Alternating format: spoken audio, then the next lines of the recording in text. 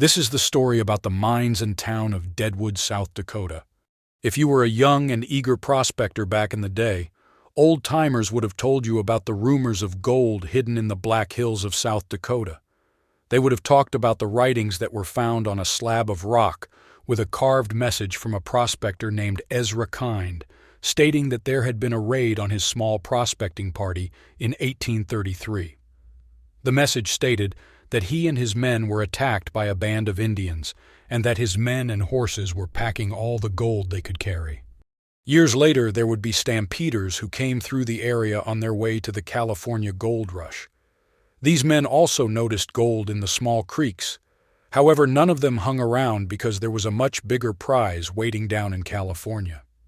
In the 1860s, a priest by the name of Father De Smet is said to have seen local Sioux Indians carrying gold, which was said to come from the Black Hills. Then, in the early 1870s, some soldiers who were stationed in the area because of government talks and deals with native Indian treaties were said to have found gold. In fact, it was during this time that some of Custer's men were said to have found gold in the French Creek area, which is close to modern-day Custer. After negotiations ended with local natives, the area became open for more prospecting and settling. Like all mining booms back then, word traveled fast, and it wasn't long before the Black Hills area was crawling with prospectors and miners. The town grew fast, and by June of 1876, the town's first newspaper, the Black Hills Pioneer, was printing the news. Around 2,000 miners and merchants were in Deadwood by August. By September, Deadwood had a total of 166 businesses, in which 27 were saloons, and a year later there were 75. By the end of that year, the town had a couple banks and a telegraph office. And by the end of 1877, it is said that the population was 12,000, although some records indicate that it could have been as high as 25,000. Pretty much all the mining at the time was alluvial mining. Work was hard and the hours were long. Wages for miners were anywhere from $4 a day to as high as $7 a day. Then, like almost every old mine camp we read about, in September 1879 a fire broke out in a bakery, and close to 300 buildings were lost. The town started rebuilding right away, however this time the buildings were constructed out of brick and stone. Of course, during the rebuilding time a lot of people left, and by 1880 there were less than 4,000 residents. By 1883 the town got electricity, and by 1888 a narrow-gauge railway was built to the town. This railway was built to connect Deadwood to the mines that were working around the town of Lead. Lead became home to the famous Homestake Mine. It wouldn't take long, however, that a few of the creeks started to peter out, and some of the mining operations shut down, and this prompted some of the miners to start looking at hard rock mining.